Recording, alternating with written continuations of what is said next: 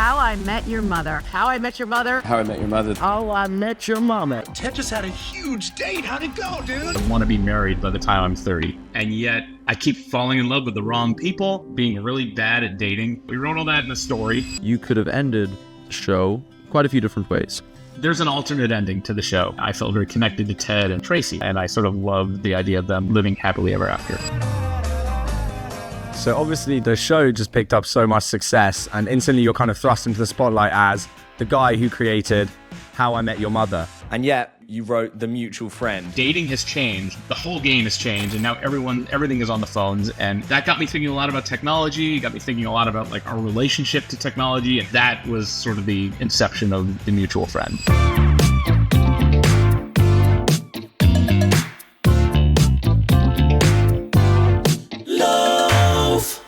I mean, Bread's been around for a long time, almost as long as kind of How I Met Your Mother, at least in the cultural kind of conscience. In the history of civilization. I mean, Bread and How I Met Your Mother. Probably, I'd say even a little bit longer than that. Yeah. I'm trying to think. It's probably a difference of 5 to 10 years if we're looking at it like a grand historical lens. Yeah. How did you kind of like take the dough of How I Met Your Mother and kind of bake it into the final product then back in 2005? That's a good segue. I'll give you the. Well, okay, so in 2005, I'm going back 19 years now. Craig Thomas and I were writers for. We had written for a show called David Letterman for 5 years, which was an American talk show, and then that was here in New York, and we had spent 5 years living in New York. It was right out of college. And it was just like the most fun 5 years of our lives. And we were just running around, like learning to take taxis and having apartments for the first time and just having this. And I was a single guy, and I was like totally bad at it, but I was like running around being single. Craig was in a very steady relationship with his girlfriend at the time, who would soon become his fiance, and then his wife, and is still his wife. Those 5 years were just like a lot of fun. We made so many lifelong friends working on that show, and every Thursday night we would shoot that show was 5 shows a week, and on Thursday we would shoot the Thursday and Friday show so that the host Dave Letterman could have a 3-day weekend. And so we would get out of work usually like around 9:30 on Thursday night. And everyone would go to this one bar that was like right around the corner called McGee's. And it's still there. It's on 55th Street and Broadway. 55th? I think it's 55th. Just a really, really happy time. But Craig and I, we knew that we wanted to write other stuff. We wanted to write, that was just writing jokes for like we would do like the top 10 list. And it would just be a list of 10 jokes. We knew that we wanted to do something more. We wanted to write stories. We wanted to write about characters. We had more in us than just jokes. And so we decided to leave, and we wanted to write half-hour comedies and write sitcoms. And the place to do that is Los Angeles. So we had to leave New York because there really weren't any sitcom jobs in New York. All the sitcom jobs were in LA. So that's what we did. We moved, which was heartbreaking. And because we love New York, and New York is home. And it's where we knew we'd always end up eventually. But for the time being, it was like kind of like I likened it to like going out, like if you work on an oil rig in the Gulf of Mexico, like you just go and live on the oil rig for 6 months, and it's hard to get there, it's hard to get back. But so you just like say like, this is my time to do my work, and then when I get home, that'll be home. And that's kind of how I always felt about Los Angeles versus New York. But so we got to LA and we started writing sitcoms, and we had some success. So much so that we ended up signing a development deal with 20th Century Fox Television, and they asked us to develop a TV show. And this was in like the fall of 2004, and we had 2 ideas for TV shows that we wanted to do. The first idea, the one that felt like, all right, well, this is the one that's going to be a hit. Was a show about, and I have to do like a little like historical perspective before explaining this. There was I don't know if you or your listeners know about the Enron scandal in it was like around the early 2000s. It was this I think big, that's a little before my time, to be honest. yeah, it was a big petroleum concern in America, an energy company that they did some shady accounting, and the whole company ended up collapsing as a result, and a lot of people went to jail. So it was a very big news story. And so we thought, wouldn't it be funny? You kept seeing all these accountants going to jail. And we thought, wouldn't it be funny if one of these accountants got sentenced by a judge to teach math in an inner city school? And so this very kind of country club preppy white guy accountant shows up in this inner city school, and he has to connect with these kids, and we felt like, well, that's a show. That's a TV show that I would watch. There's no way that fails. And we started talking to we talked to David Spade about it. That we kind of wrote it for David Spade, the actor, and he seemed somewhat interested for a little bit. And it seemed like, well, that if one of these is going to go, that's going to be it. So we wrote it. We wrote the pilot, and it was funny, and we sold it. We sold it to Fox, and it felt like, all right, this thing's going somewhere. This thing's got some legs. And then they said, okay, one thing that we need really fast is just a list of 5 other episodes. Like the first episode is he gets sentenced by the judge. He shows up. It's his first day. He's scared, but eventually he starts to maybe win over 1 or 2 of them, and it ends on a sweet oh, I think maybe I can do this. I'm going to stick around. What are the next 5 episodes? Which was a good assignment. So we sat down and we spent a weekend all right, let's come up with 5 episodes.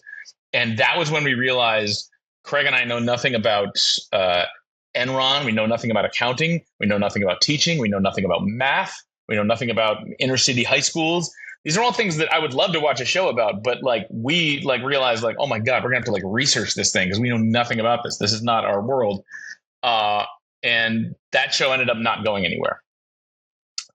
Just partly, I think, because of that, because the ideas that we just didn't have any more ideas.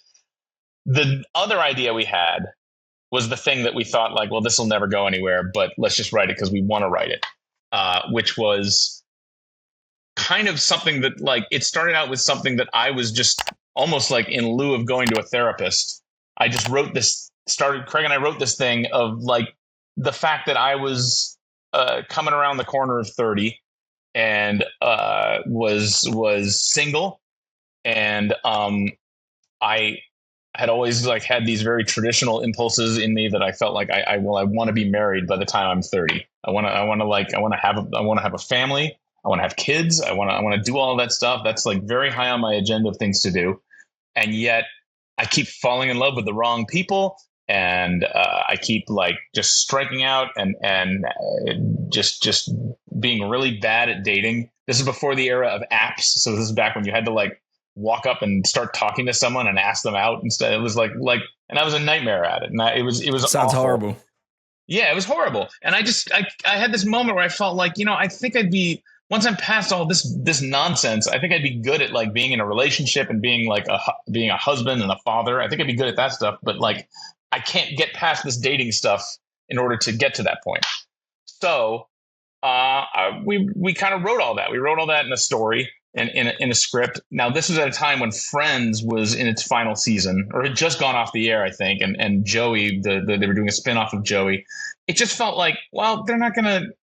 It's too much like Friends. It's too much like Friends. It's just we're writing about our lives and it's autobiographical, but. And also, I should include that the other half of the story is Craig being newly married, and he was he and his wife are the first people in our friend group to get married, and suddenly they're just living this this old fogey lifestyle while the rest of us are out still whooping it up. So he was kind of grappling with that, and we wrote this thing. It felt too much like Friends. So we sort of thought well, this will probably, everyone will say, oh, it's too much like Friends. The one thing I think that set it apart was we didn't have a title for it. And I was going through a list of old titles. Sometimes I just keep lists in notebooks, and I kept a list of hey, these would be good titles for things. If I ever want to write something, if I have an idea for a title, but I don't know what it is, I'd write down the title. And on that list was the words "How I Met Your Mother." And when I saw that, that was when it kind of clicked together. It was like the two things interlocked, and it felt like, oh, this is a way to make this different from Friends, and to give it a whole other element of like a storytelling device that allows you to just do all this incredible stuff by framing a show like Friends as a father telling his kids the stories of his wild days in his 20s. And that just kicked the door open and made us feel like, okay, this is something we could actually do. And sort of the proof in the pudding was, we sold the script and we sold it to CBS, which we didn't expect. We didn't expect CBS to be the one to pick it up because they weren't traditionally this kind of network to do this kind of show, but they had just, because Friends had just gone off the air, they wisely said, there's now a hole in the market for this kind of show, a show that 20-somethings can see their lives, their screwed up single dating lives on screen. And so they picked it up. And they asked us the question, like, what are 5 more episodes of this show? And we were just like, we've got a list of 100 episodes. Like, how many times have I like gone on a date and made a fool of myself? Like, we will never run out of ideas for this. We can do 100 episodes, and we ended up doing 208, and that was, some of them were dumb stuff that I've done in my life, and some of them were dumb stuff Craig has done. Some of them were dumb stuff that other writers on our staff, because we made sure to like assemble a staff of people who also had gone through this kind of stuff. And the rest is history, I guess. Ever shown up to the beach with a big bush, getting rejected left, right, and center, so you have to walk away with your pubes between your legs? Then get yourself a Manscaped and rule the beach. Wear your shorts with no shame. Get the Performance Package 5.0 Ultra now with a discount code LOAF to get a full 20% off, so that your baguette leaves no crumbs. Guys, I hope you enjoyed that short clip of our episode with Carter Bays. If you want to see the full episode, click right here, where we got loads more nuggets of gold. Please like and subscribe to check out our other videos. We've got a huge range of guests, from actors to politicians to academics to sports people, so please do check it out. And as always, I'll see you guys next time.